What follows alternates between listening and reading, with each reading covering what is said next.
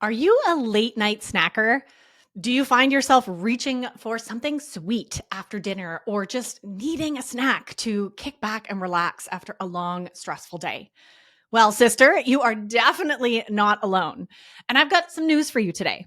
That late night snacking habit that has crept in over the years is almost never about actual need for food. So, why do we late night snack even after we've just had dinner?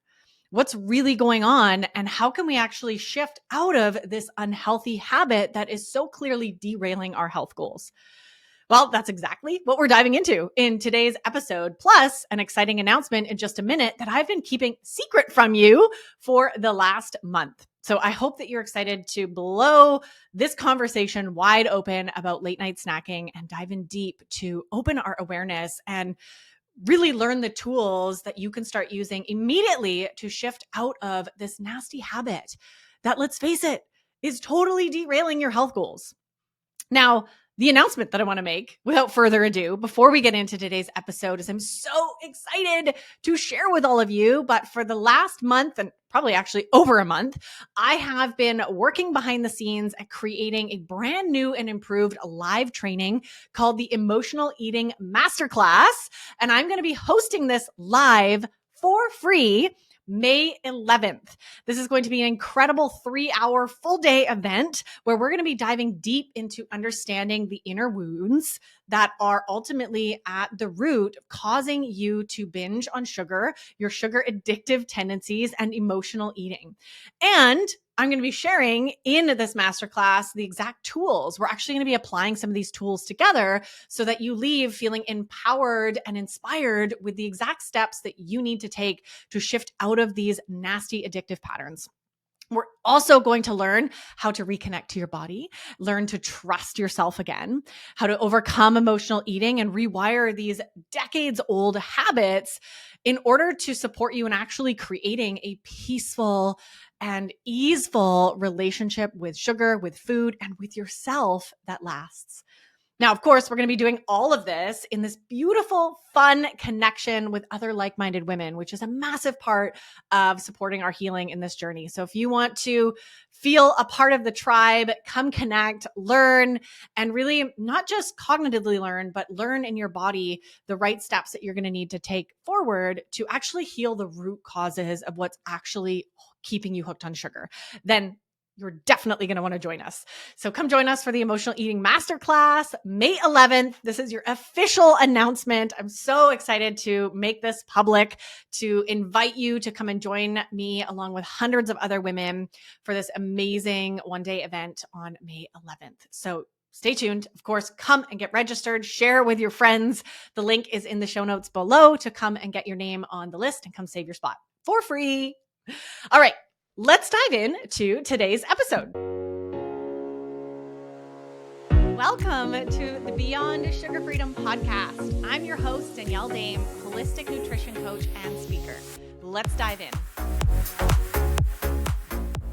All right, sister, welcome back. All right, as I promised in the little intro, we're having a deep dive, raw, authentic conversation about this late night snacking thing that's got you hooked. And if you're listening to this episode, either this is a nightly occurrence for you, or this is something that you notice maybe a couple times a week. And I'm willing to bet if you're listening to this, if you've made it this far, there's a part of you that knows that habit is not serving you, that those late night snacks that you're reaching for are probably not the healthiest. They're probably not supporting your health goals. And maybe you're even noticing physical symptoms. Maybe you're even noticing the physical detriments and the mental detriments that are coming from this habit. Yet even noticing that, you can't seem to kick it. You can't seem to make it through the night, no matter how many times you promise to yourself, you're not going to have a snack tonight. You do anyway. Trust me, I know exactly how that feels. I've been there. I was the queen of late night snacking. Actually, I was the queen of snacking all day. There was a snack after lunch. There was a snack after breakfast. There's definitely a snack or two after dinner. And there's many reasons why this is so ingrained into our culture, the way we operate. And we're going to dive deep into this because it's really much deeper than you think it is. I know so many women, I'm using the word habit, but ultimately it's actually not even a habit. There's so much deeper under the surface that I'm going to pull out for all of you today so you can start deeply understanding or reflecting what's actually going on for you.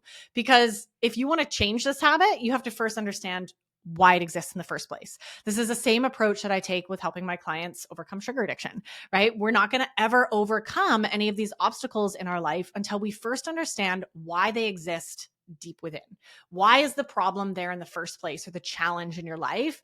And when you understand the root, when you understand what's really driving that behavior, that's when you can begin to create lasting change from the inside out. So before we dive into these really 6 themes of why so many women are stuck in this late night snacking habit.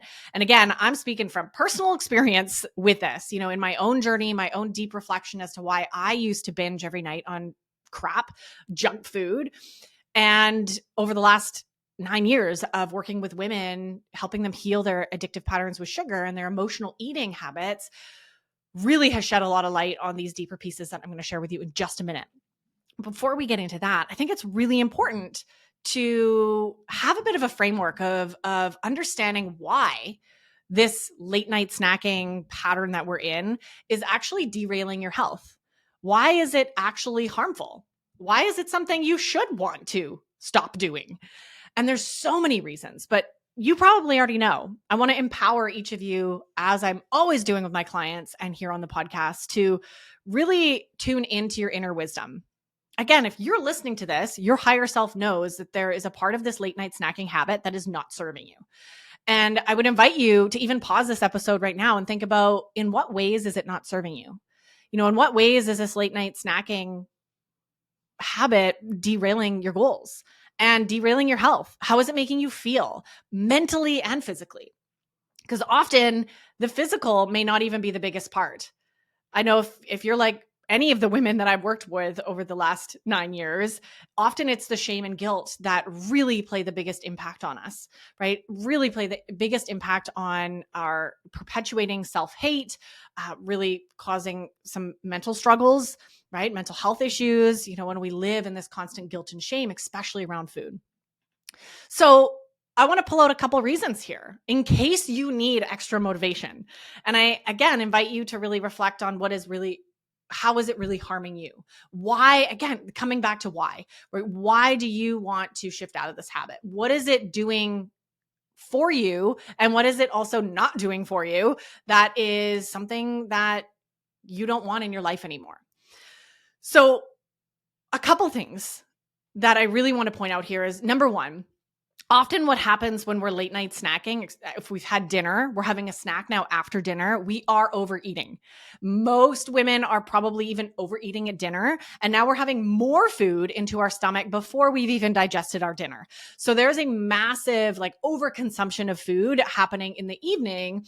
And that is causing a lot of issues. I mean, many of us know, any other overeaters out there, that was definitely me, being so disconnected from our body, we're overstuffing our digestive system. And when we do that, our digestive system stops working efficiently, right? We have such a full stomach that we can't actually churn and break down the nutrients that we need.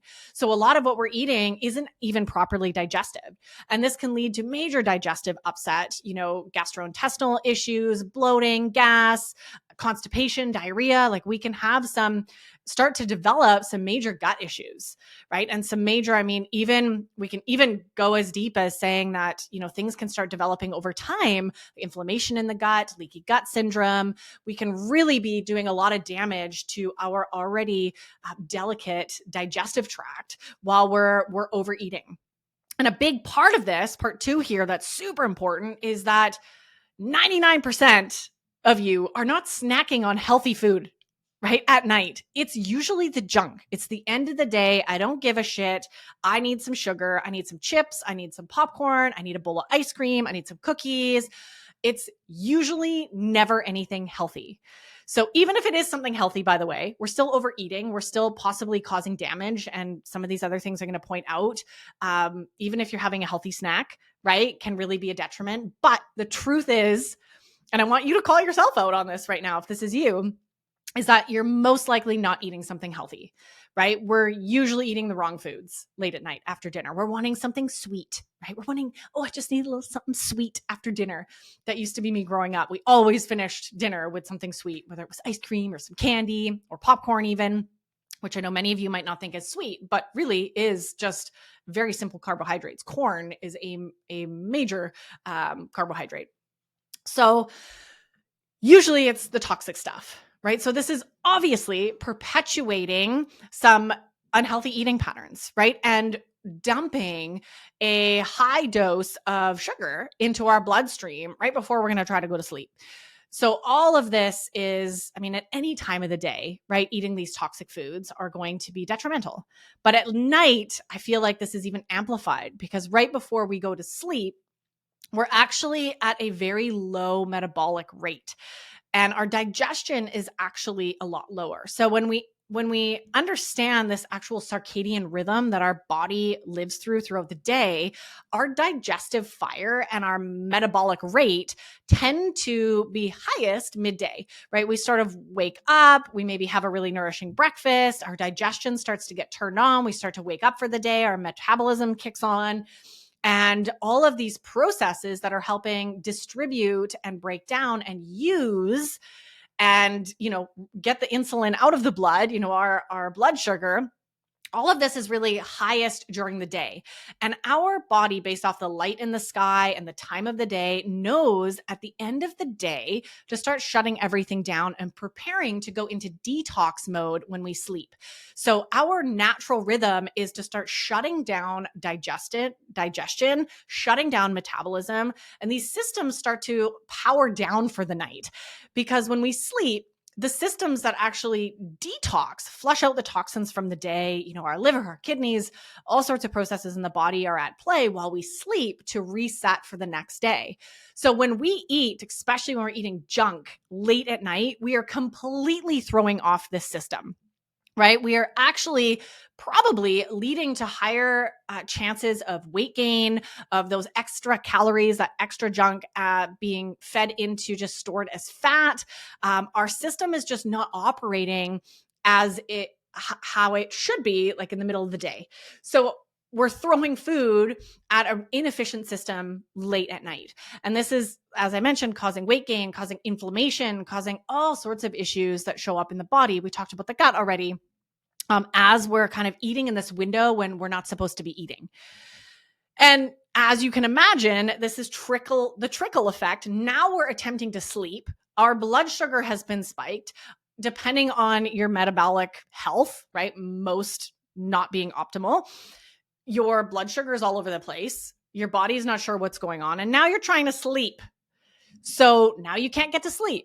Or you fall asleep really quickly because you're having a blood sugar crash, and then you wake up a couple hours later and you're up all night, right? There's so many issues that are showing up, and this isn't the only reason that this can be showing up, right? Obviously, there's so many things that impact our sleep, but this is one really big thing that I see affecting the women that I work with and their sleep. And as soon as they start kicking back that eating window and not eating within, I would say, even 3 hours of going to bed, right? We're really starting to reset and allow the body to get into cleansing mode, which is where all the toxins get nicely processed out of our body. Maybe not all of them, but most of them. And we want that. We need that for optimal health. We need that for weight loss. We need that for lowering inflammation in our body and working properly and being able to wake up rested. So this disruption of sleep is massive. And I know if you're like any of the women that I work with, sleep is kind of important. And it's probably something you struggle with. And this could be an area that I would invite you to play with, right? And get curious about paying attention to, does this actually help my sleep when I stop eating so late at night? And I stop eating those high sugar foods late at night. So a couple things here, right? And I hope this really just sheds some light on how serious this is. I mean, this late night snacking is not a good habit to have. It is not something that's healthy. It's not something that's supporting your health goals.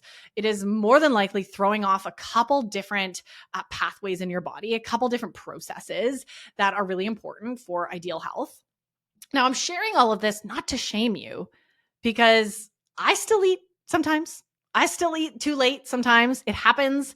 Sometimes I accidentally eat dinner too late because it's been a busy day or I haven't been at home. Like sometimes this happens, or sometimes we consciously choose to, have a snack, right? Or we're at a party and we're eating something really late.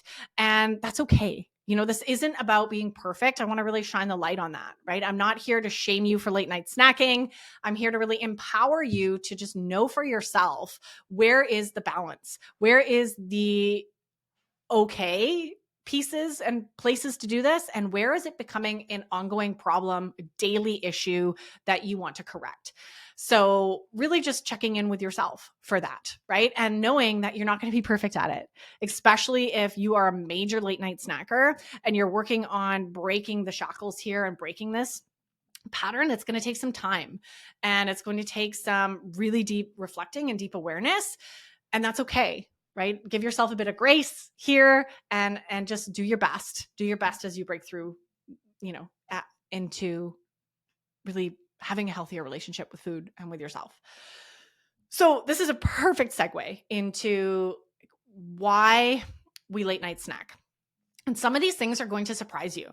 Okay. This is really a different way of looking at late night snacking, and why I wanted to record this episode. I have a very different view to understanding the depth of late night snacking. Now, if you've ever Googled like how to quit late night snacking or why do I late night snack, you're going to find a whole list of kind of surface level challenges, right? And some of these are absolutely an issue. Like perhaps you've skipped meals all day, or you're not actually getting the right amount of nutrients that you needed throughout the day. Your body's going to be hungry at night. But that's rarely the case. For some of you it is, and we're going to talk about that for sure. But usually there's something deeper energetically and emotionally going on that is the real reason you're reaching for food at night. And I want you to really pay attention here to these 6 sort of themes that I'm going to share with you that I see show up for almost every woman that I work with, and for myself in this old journey. And even to this day, if I catch myself late night snacking on occasion, I'm very aware which of these old patterns are rearing their head. And, I'm working with that, and I'm continuing to work on this myself. I'm definitely not perfect, and I love that. And that's all part of our journey together, is to have the compassion and the awareness to love ourselves through this process. Okay. So number 1, let's dive in here. Number one of the biggest energetic, emotional pieces that really, when we look at not what we're eating, but why we're eating, right? Really deeply looking at the why beyond the physical need for nutrients. Because as I said earlier, that's usually never what's going on. It's very rarely, yes, occasionally you forgot to eat all day, you're starving and ravenous at night, and you're going to be eating a lot, right? You're going to be more desired to snack. But usually that's not what's going on, not on a daily basis. If this is a daily thing for you, that's not what's going on. So often what I see, and this is theme number 1 here, is that there's a massive disconnection that you have from yourself, your true self. And there becomes this inner void that is really amplified at night, when the house is quiet, the day is calming down, we're not working anymore, all the dinner is done, and we're in this like rest mode. And it really shines a light on this inner turmoil that we have within ourselves around really not knowing who we are and not knowing how to actually connect with our true selves, because we've probably never allowed ourselves to be our true selves. This is, by the way, a byproduct of the way we've all been raised. And that's a whole conversation for another day, but there is this void. And usually when I work with women, they describe it as like kind of this emptiness in their chest or this emptiness in their gut. And it's a void of disconnection, and not even just disconnection from yourself. This is the biggest part, that we use food to fill that void. We use food to almost reconnect with ourselves at the end of a busy day because we don't know how else to do that. And this is also a sign of just being disconnected from the world around us. We live in a world now where we're, in theory, more connected than ever. But in my opinion, we are more disconnected than ever. We don't actually have, most women do not actually have real deep, meaningful connections in their lives and a spiritual connection, some sort of connection to something bigger. So there's a lot of places. I've talked about connection before. We're not diving into that on the podcast, but this piece around just feeling disconnected. And you might even feel disconnected from your husband. You might feel disconnected from your kids or your partner, right? You might feel disconnected from your friends, right? There may just be this void. And I know when I reflect back to the rock bottom of my late night snacking, emotional eating at the end of my workday, when I worked at this soul sucking financial industry job in the bank. And I remember coming home and being so deeply disconnected from my heart, deeply disconnected from myself, my higher self, my true self, disconnected from my purpose. I was just disconnected from almost everything that nourishes my soul. And it was all empty, and it was all just depressing and sad and stressful. So I would try to fill that void with Netflix, with wine, with sugar, with anything that I could to make me not feel that emptiness that was there. So this is a big one for many, and something I'm so passionate about, and why we dive deep into really learning how to rediscover your authentic true self in the upcoming emotional empowerment program that is starting in May. We are doing this together, walking step by step through exactly all these things that I'm about to mention as these root causes that are really driving us to fill our inner voids with food. And it's usually with sugar, because we know how addictive sugar is. So are you disconnected from yourself? Is this what's going on for you? I mean, even pause this episode right now, check in with your body. Does this resonate?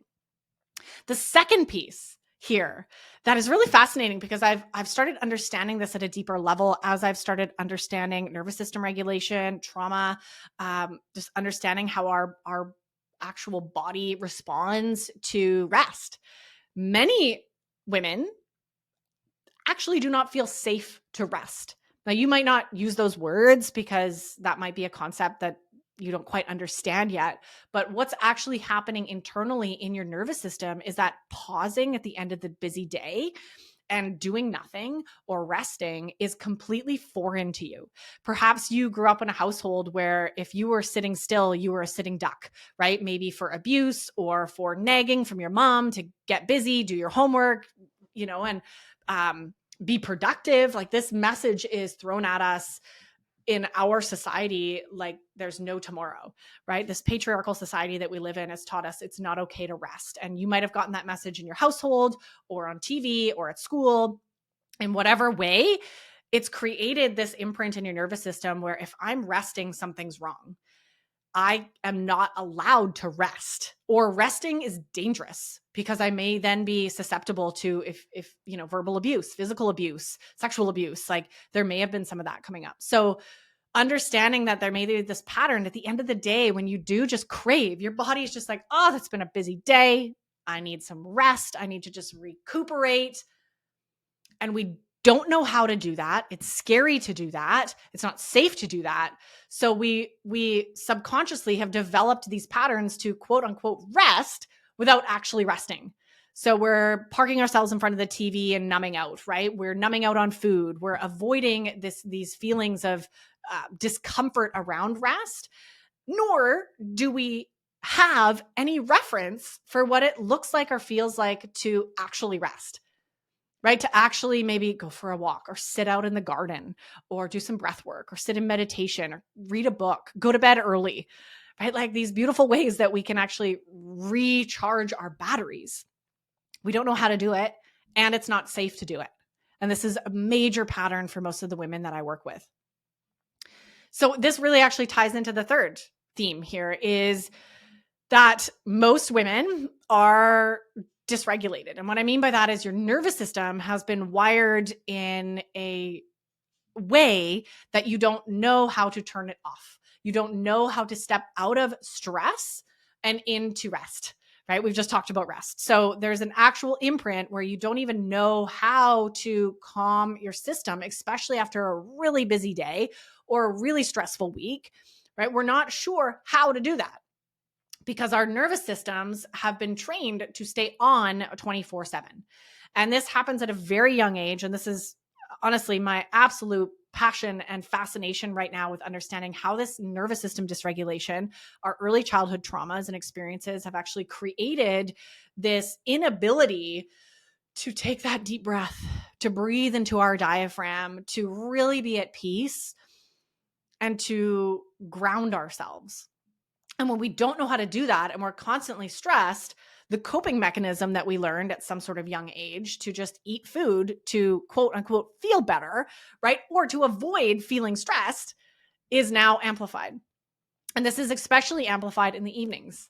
Again, there's kind of this lull. The busy day is over. We're now like having this moment in theory to rest, but we don't know how to turn off. So we're trying to turn off using these maladaptive patterns, like again, binging on Netflix, sitting in front of the TV, scrolling on Instagram, right? And eating. So does this resonate? Or is any of this resonating? Again, the invitation here and why I'm asking this is I want you to really tune in and get honest with yourself. Like, are these themes that are showing up for you? Because if you can understand where and how these are showing up, and I'm going to be so bold as saying that we all have all of these patterns I'm about to share. I know I do. And I'm aware when they show up in their little ways, the little sneaky ways, and I can attack them head on with love. But these are, I think, a human condition, a part of how we've all been raised, how we've grown up in this patriarchal society, how we've grown up, no matter your race, your background, your country of origin. This is really sort of a global human challenge. And yours might look slightly different than mine, but these themes that I'm sharing really show up in every woman I've ever worked with. So I'm willing to bet they're all at some place or way applicable to you. All right. Let's move on to theme 4. This is a big one and a big reason why, as I mentioned at the start of this episode, I'm hosting the Emotional Eating Masterclass. And then soon after that, opening registration for my Emotional Empowerment 8-week program that's starting in May is because of theme 4. Well, it's honestly because of all of these themes. They're all deeply tied into what we're going to be teaching both in the masterclass and in the upcoming program. But number 4 is that in the evening, most of you are avoiding tough emotions. There is an avoidance happening here of the difficult emotions of life. Usually when the day is over and there's this lull, the opportunity here is to be faced with the emotions that may have been stuffed down throughout the day. Maybe your boss yelled at you, or you're frustrated, or someone said something that made you angry, or you heard some sad news and you're feeling really some sadness around that. And all of that, because of the way that you've been taught to just get on with your day and ignore these emotions, have been stuffed aside. And in the evening, these start to tempt to come out, to be processed. Like, oh, okay, you've ignored us all day. Now can we be heard and seen and validated, please? And because that is absolutely terrifying, we have no reference for that. Again, we have not been taught the importance of feeling, how to feel, how to process our emotions, and how to feel safe doing that. We stuff it down. And this is a major, major factor throughout your whole day when it comes to why you're reaching for sugar, why you're reaching for junk food, processed food, because we are avoiding a tough emotion. And it's probably not just one, it's probably a lifetime of tough emotions. And I'm very purposely here not saying negative emotions, because all emotions are wonderful and needed in your human experience. So none of them are negative in my opinion, but some of them are really heavy. Some of them are really difficult to feel. And I'm using the word tough here. Some of them suck to feel. Some of these heavy emotions are really challenging. So instead of feeling them, because we don't have the support to do that, we don't have the resiliency, the regulated nervous system to support ourselves in feeling that sadness from earlier today or honoring that anger. We have no reference for this. It's not okay to feel. This is the message we've all been given in one way or another. We then numb. And we learned early on a fascinating, very socially acceptable way to do this is with food. With food, with Instagram, with Netflix, maybe with wine, right? In any way, those were, by the way, those are my 4 that I used every single night. Whatever way is showing up for you, you're escaping tough emotions, avoiding these tough emotions, and you don't know how to face them. And that's okay. That's exactly why I developed the Emotional Empowerment Program, is to help women like you learn in a safe space how to honor your emotions, how to feel again, how to reconnect with the wisdom of your body, and how to resource yourself to know exactly what to do, to build your toolbox so that when these difficult challenges come up in life, which they do almost on a daily basis, you know how to support yourself with that. It's life-changing, because as soon as you rewire those old loops, you will notice that you no longer reach for food. You no longer feel that pull or those cravings for sugar. This is how we do this root cause work. We need to get in and get messy with our emotions. This is massive. And I'm going to be sharing a teaser of this, obviously, at the upcoming free live masterclass on May 11th. So come and get registered for that if you're not already. We're going to be diving so deep into this topic. The link is below in the show notes. Okay, 2 more themes that I want to share with all of you that I see show up for every woman. Number 1 is, of course, or number 5, sorry, is, of course, at the end of the day, you're most likely very low on energy, very exhausted, low on energy, and dare I even say burnt out. I know if you're like most women I know, you're doing too much. You're doing way too much on a daily basis, on a weekly basis, on a monthly basis, and every year. You put way too much on your plate. You have way too many responsibilities. You don't know how to say no. You're constantly people pleasing. I mean, the list goes on, attempting to be perfect, perfectionism, right? And you're dealing with anxiety because of it. You're dealing with depression because of it. And you're just exhausted, mentally, emotionally, and spiritually exhausted. And at the end of the day, this exhaustion really starts to come forward, right? Your body's starting to wind down, get ready for bed, hopefully. And you're exhausted. And even though you're exhausted, you're resistant to go to bed, right? There's an interesting conundrum that happens there too. And that's a conversation for another day. But this place of being really low on energy, your body's wisdom knows that the quickest way to get energy is a glucose hit, is a quick hit of some crappy processed sugar to give you a boost. So if you're getting home at 5 o'clock at night at the end of a really long day and you're exhausted, you're going to be, maybe eating dinner or maybe even snacking before dinner and then snacking again after to try to stay awake, to try to make it through the night, right? Or just make it till 9 o'clock, right? Instead of just giving yourself permission to go to bed at 7, if that's what you need. So there's a whole push and pull here, but the low energy piece is definitely a physical drive that your body may be sending you those signals to eat some junk, right? Because you're exhausted and you're hoping that gives you a little bit of a hit so your brain can come back online versus just shut down. And the vicious cycle there is, of course, that sugar is just going to make you more tired. It's going to disrupt your sleep. It's going to ruin your next day and your next day, right? So it's not actually helping, but physically your body thinks that that is going to support you. And then the last theme here, number 6, is all about self-love. There's a big part of anyone out there who I've worked a lot with moms, and they'll often share, and even if you're not a mom, this is probably showing up, that at the end of the day is your time. It's almost like this only time in your whole day where you have self-care time and what I'll call self-love time, right? Time to really be with yourself, to nourish yourself. All day, perhaps you've been doing things for other people, whether it's your boss or your family, your husband, your partner, right? And now it's finally your time, right? So your cup has been drained all day. And now you have this window subconsciously where you're like, oh, I'm just going to fill my cup up. I'm just going to do what I want to do.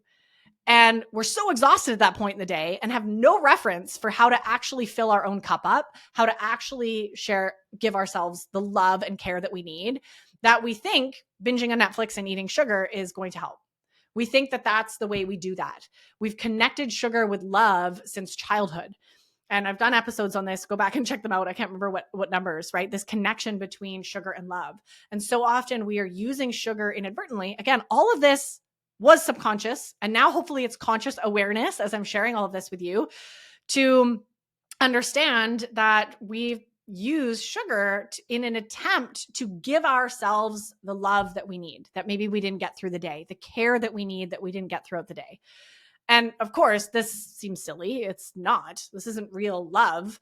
And learning how to repattern that connection with love is a big part of the upcoming program, the Emotional Empowerment Program. We do a lot with self-love because this is a big, big key pillar in why we mistreat our bodies, why we mistreat ourselves, right? We're not feeling worthy of that. We're not feeling loved. And we don't know how to actually show ourselves love without sugar, right? Without just pounding a bottle of wine.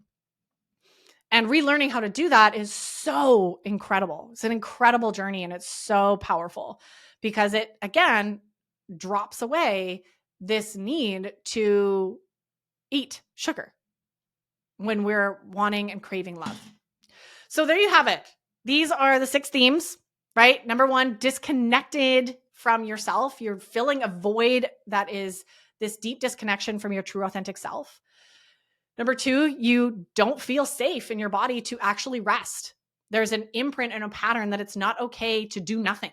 It's not okay to be in stillness or to even take time for yourself. There might be a belief that that's selfish. Number 3 is your nervous system is probably dysregulated and you don't actually know how to switch from a stressed, busy state into a totally relaxed state. Number 4, you're probably avoiding some tough emotions. 100% of women that I've ever met, at the end of the day, you're avoiding some emotions if you're eating.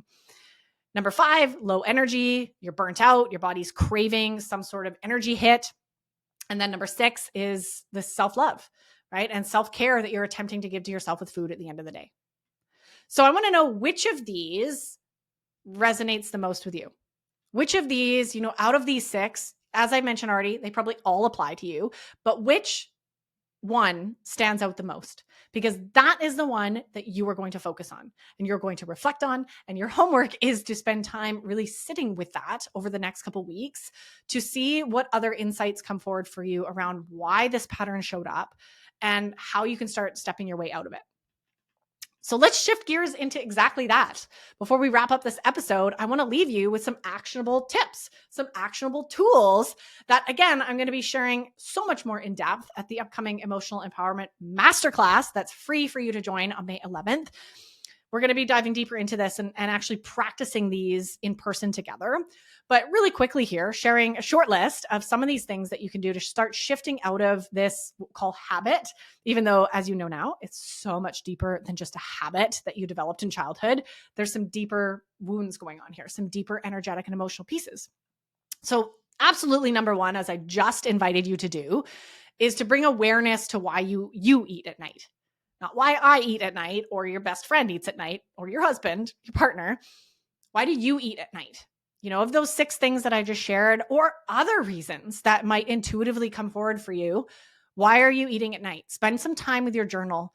Really get clear, really get honest with yourself. Don't just write, oh, because I always have, because my mom and dad taught me this is what we do after dinner. No, what is really going on deeper than that? And the next piece here is the physical piece that I mentioned earlier. So if you are that 1% that is not properly nourishing yourself throughout the day, please start making sure that you are eating proper meals for yourself. Now, we all have different bodies. We all have different needs in terms of what those meals are, but we're across the board going to want to be focusing on protein and fat and not skipping meals.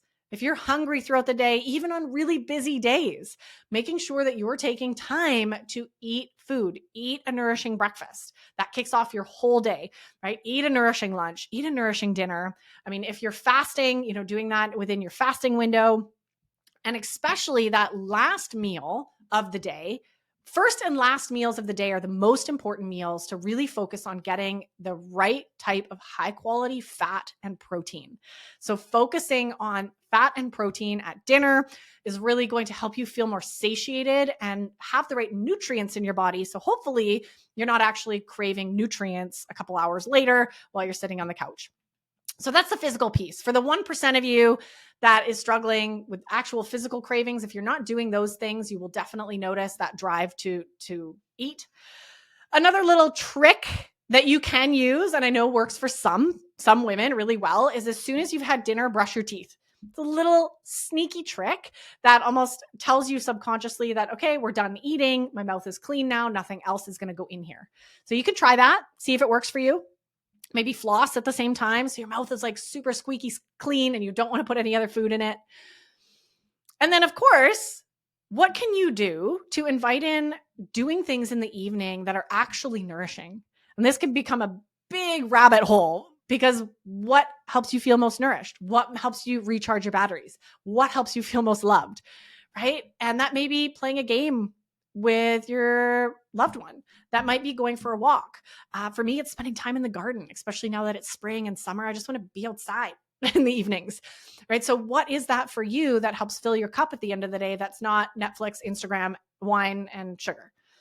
And starting to explore that, explore a couple different activities, explore some different things to help kind of mix up and get you out of that rut of, your old way of doing things. Of course, another piece here is teaching yourself to rest.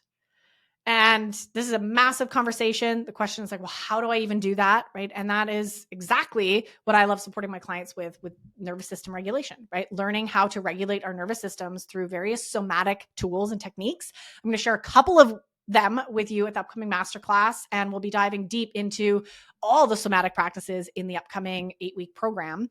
But teaching yourself how to rest is a journey. And that's why I say teach. We do have to retrain our nervous systems that it's safe to rest and it's okay to rest. And in that, I will also add here another tool to use is to begin reflecting on your emotional state in the evening. What emotions are you stuffing down? Right? What emotions are you avoiding feeling? And just starting there without actually having to feel them, just bringing awareness to, oh yeah, today was really tough. Like I felt sad earlier. I'm angry at my boss. Like just jotting down in your journal, like what are some of the emotions that might have been present for you that day that are difficult for you to feel and that you may be numbing out from?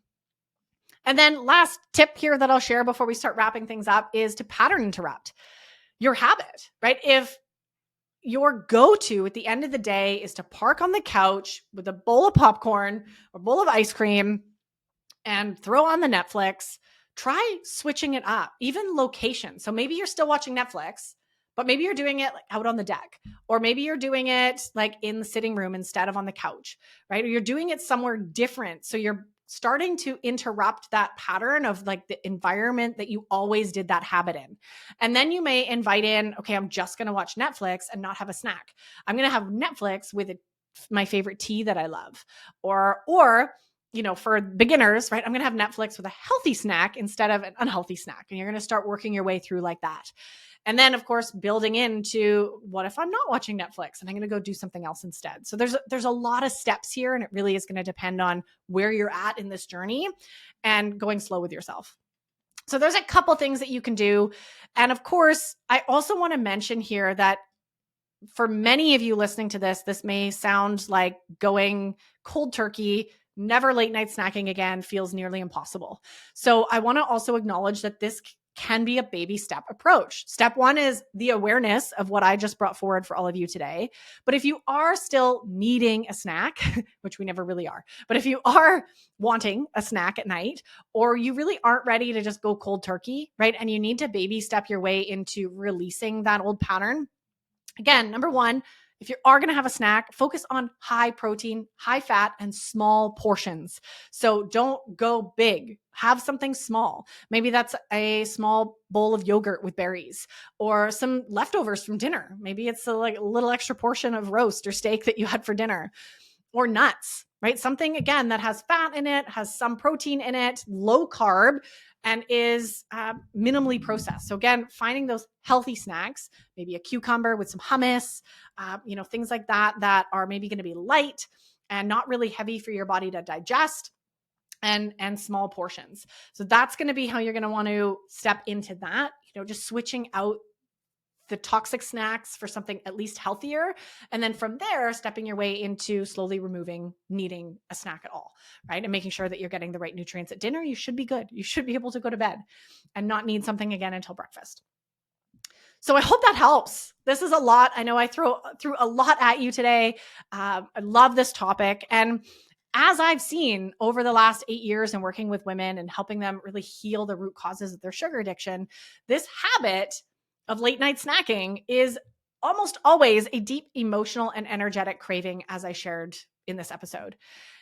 And often, these are the exact same root cause reasons that we're addicted to sugar in the first place. So if you want to finally discover the real reasons that you late night snack, you emotionally eat, you're addicted to sugar, then I want to invite you again to come and join us in the upcoming free emotional eating masterclass that's happening on May 11th. Come hang out with me live and hundreds of other women as we really dive deep into these root causes, my very unique approach that I use to helping my clients break free from the control of sugar and the cravings. And this is going to be a jam-packed 3-hour live event where we're diving really deep. And I'm going to be sharing some tools with all of you. We're going to be putting into practice. We're not just going to be learning and talking, because that's not really what you need, right? A lot of my approach is so different, is about taking action. You don't need more information. You need the right tools. So I'm going to be giving you these tools live. We're going to be doing it together. And you're absolutely not going to want to miss this. I'm so excited to see you there. Again, link is in the show notes to register. And thank you so much for tuning into another episode. This was really fun to record. I love this topic. I love helping women navigate out of this nasty habit that's really derailing our health and our goals. And I hope that you now have the awareness to move forward and start taking the steps to break out of this habit for yourself. So thank you again for tuning in. Love having you here. Huge shout out to everyone who's been a long-time listener. And I hope to see you on May 11th at the masterclass. All right, we'll see you all definitely next week on the next episode. Thank you for tuning in to another episode. If you're loving what we talked about today, please remember to subscribe, leave a review, and share this episode with someone you love. And if you're ready to dive deeper into discovering your root causes and patterns that are keeping you hooked on sugar, be sure to check out our brand new free workshop series that will help you kick emotional eating for good. Find the link to download this free series and other amazing resources in the show notes below.